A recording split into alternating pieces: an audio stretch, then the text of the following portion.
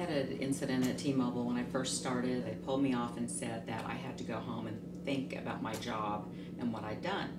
So I pretty well resolved, you know what, this job stinks, this is not for me.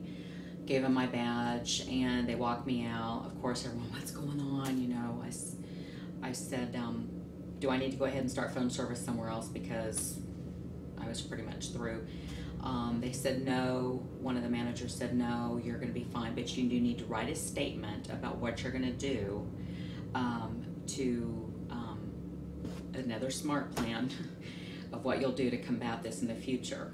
So I said all the stuff that I would do, and I remember HR manager was there and he goes, you still haven't told me you wouldn't do it again. And I said, I won't do it again. Probably the worst experience I've had at any job I've ever had is at one point I had bad CRT for 3 months in a row. They took me into a room, sat me down, told me they were sending me home with pay so that I can think about if I still wanted to be employed with T-Mobile. And in order to keep my job, I had to write a letter. And I had to tell them basically what they wanted to hear in the letter, and then they would let me know when I came back to work whether or not I had my job. I said, look, you know, I'm grown. I'll write the letter. I said, but don't ask me to write this letter, and then I'm going to come back and you're going to fire me anyway. If you're going to fire me, just tell me right now.